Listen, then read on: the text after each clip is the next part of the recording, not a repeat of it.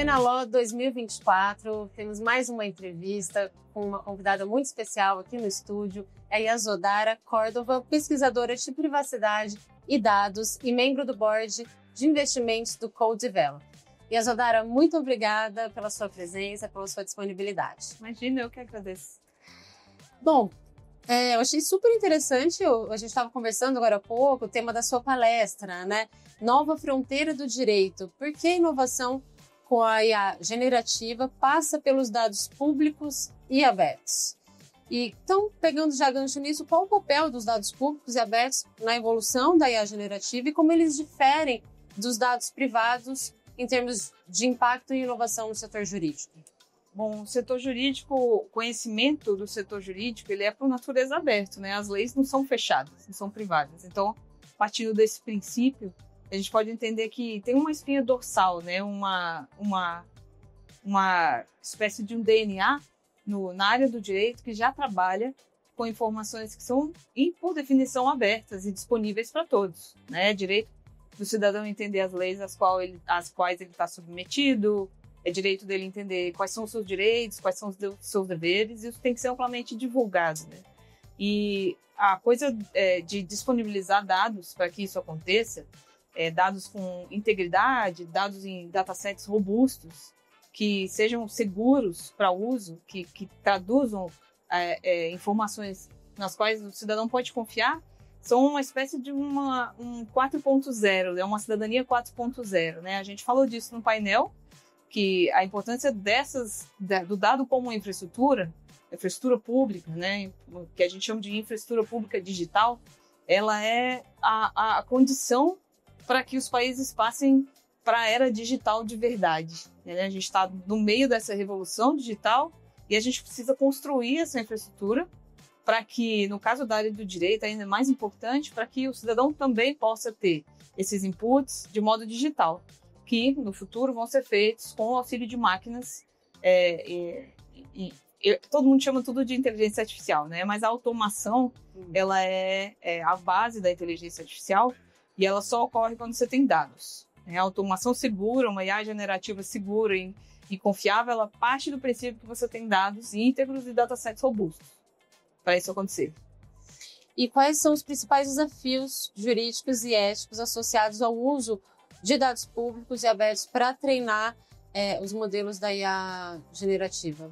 Eu acho que nós temos tantos desafios, é até difícil colocar alguns num saquinho de principais, né? Então, eu acho que um dos principais desafios, a gente falou também disso no painel, é trazer o entendimento técnico para o meio jurídico, para a gente explicar qual é a necessidade. Por exemplo, a palavra integridade, no juridiquês, ela tem um significado.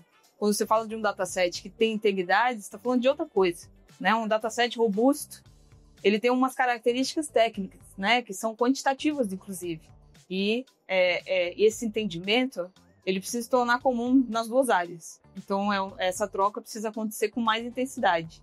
A gente precisa permear mais a área do direito com termos que são da área técnica e vice-versa, para a gente poder encaminhar melhor as demandas. E eu acho que o outro desafio que existe é essa disponibilização, né? A gente, para gerar essas AIs que são confiáveis, né? Que não ficam lá falando bobagem, a gente precisa de datasets que são íntegros e robustos, estatisticamente sound, né? A gente fala em inglês, mas estatisticamente pertinentes. E para isso a gente precisa de dados públicos de qualidade e para poder fornecer a informação de qualidade, né? Então, esse é o maior desafio da GenAI. A gente precisa muito do dataset que seja possível de transformar em uma resposta confiável. É a base. A gente fala muito garbage in, garbage out, né? Então, se a gente tem um dataset de qualidade na entrada, a gente vai ter uma resposta de qualidade, com certeza.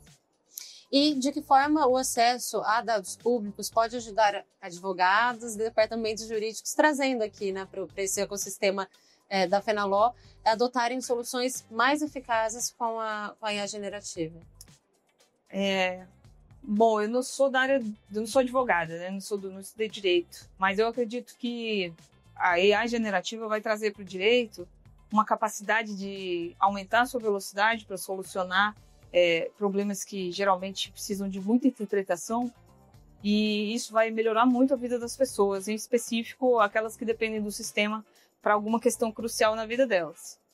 Isso precisa ser entendido porque também os advogados, né, há 5 anos atrás a gente falava, advogado precisa aprender a escrever código, tarará. Talvez nem essa, agora não é mais nem essa questão. Agora é o advogado saber interagir com uma AI da maneira mais eficiente, para que ele possa retirar dessa AI a melhor resposta para efetuar o trabalho, para executar o trabalho dele com uma pertinência maior.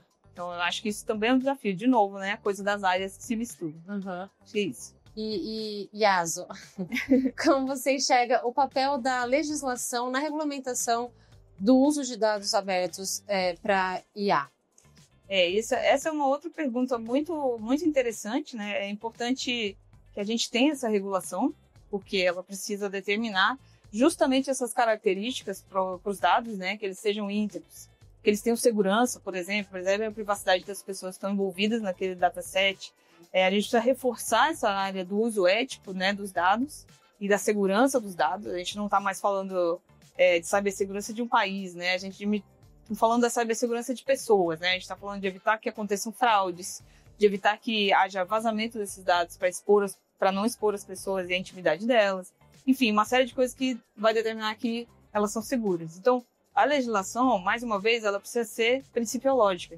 Não pode ser muito prescritiva, porque senão a gente vai correr o risco de tentar fazer uma legislação que cubra casos muito específicos e ela vai ficar caduca em 5, 6 meses.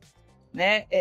Tem que interagir muito bem com as legislações que já existem, que já regulam o uso de dados ou o uso de algoritmos. Né? Tá vindo aí uma coisa, a nossa regulação de AI, e é muito importante que ela seja principiológica, não seja prescritiva, para que ela não tenha um tempo de uso muito curto. Né? Um exemplo bom é o Marco Civil, que já está precisando de revisão, mas é uma lei principiológica que nos ajudou bastante a estabelecer os direitos e colocou o Brasil na ponta da legislação com relação ao digital. Né? Se a gente conseguir fazer de novo com participação pública, vai ser ótimo.